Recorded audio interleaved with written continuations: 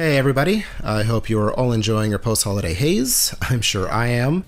This week, in lieu of a regular episode of the videocast, I thought I'd give myself a break and give you all a preview of some of the recent content that we posted over on our Patreon, a look at my collecting journey from this past summer. I am somebody who has collected my entire life. This video goes into how I got into collecting, what I collect, how I sold my collection, why I sold my collection, and how I got back into it. Picks and portraits, sleepcore, PMP videocast. This is not a team, it is one person. Hi, hello. I make some money on ads, but I am almost entirely supported by Patreon. So if you like what we do and have the means, please consider supporting us. If not, I get it. I hope you enjoy this preview, getting to know me a little more, my collecting journey. I hope you have a great new year, happy holidays, and all the best for 2025. Lately on the videocast, we've been talking a lot about collecting. My book, The Nostalgia Economy, came out recently. You can read it or listen to it here on Patreon. It's about collecting. We've talked about the reasons why people collect in general, but this video is going to be about my own collecting journey, why and how I collect personally. I have collected many things throughout my life. Looking back to when I was a kid in the 90s, I feel like I can now categorize what I was doing then as collecting, though at the time I saw it as just getting stuff. Toys, action figures, noticing the back of the card, all the characters or vehicles, accessories that were available. My allowance basically covered a toy a week, and I remember going to Zeller's, here in Canada, department store, every Saturday morning and getting a new toy.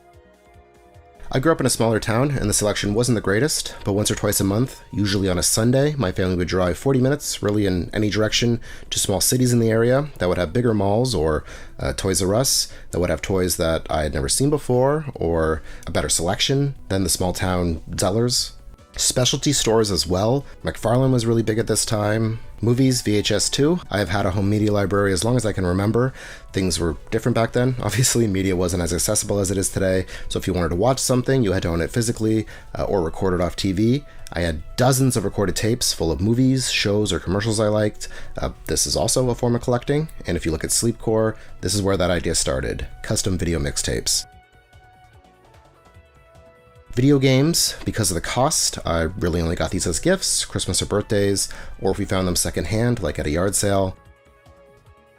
The first time I was absolutely collecting, and I knew I was collecting, was Pokemon, by design, gotta catch 'em all. This was peak childhood for me, my happiest memory, buying packs and opening them with my mom. I still own my complete base set. As a teenager, I really began forming a relationship with the past, or my past. I started romanticizing certain years, 1999 especially, the millennium. Again, this was the peak of my experience so far, and so I was looking back a lot on that. DVDs, I was an early adopter and a huge fan of the format. Every Tuesday, I'd buy new releases. TV on DVD, loved it. I worked full-time in high school. I was the acting assistant manager at an EB Games, GameStop, from the time I was about 16, so I had a ton of disposable income. I'd also get first dibs on games that were traded in with a discount, so I was able to amass a huge collection of video games.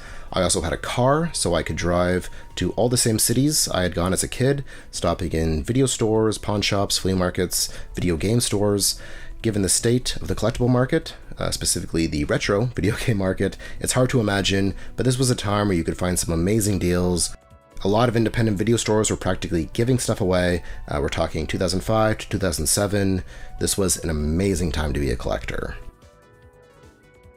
Probably pretty clear, but I grew up very privileged. I could have this massive collection because of where I lived. The house I grew up in had a ton of space, and when I went away to school, I tried to bring a lot with me that just didn't fit in the dorm room. I also wouldn't use it, so it just sat there taking up space. And this was the first time I remember looking at my collection and really losing interest in it. I had more freedom now. I was interested in experiences, new experiences, and so I sold. I sold a huge part of my video game collection, a ton of SNES JRPGs, Earthbound with the box, $60, Chrono Trigger, $40. Looking back on the eBay listings just makes me absolutely wince. But at the time, I wanted that money to do other things. I funded a move to Toronto, which was the biggest city near me, and my home for many years. I sold my DVDs to fund a trip to Europe, which was amazing, and I started collecting new things. This was right when vinyl was starting to come back, record stores. All of my friends were super into music and records, just like I was. So this was a way of sharing a hobby with somebody, where before it was very much just something I did on my own.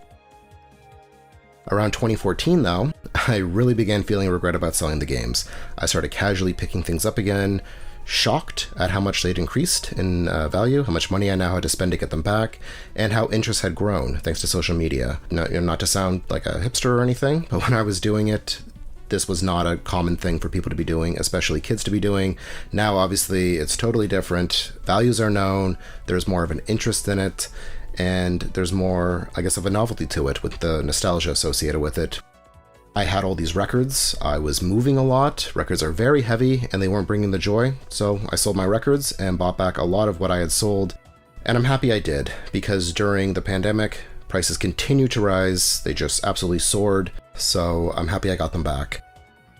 I do still collect games. I unfortunately feed this beast.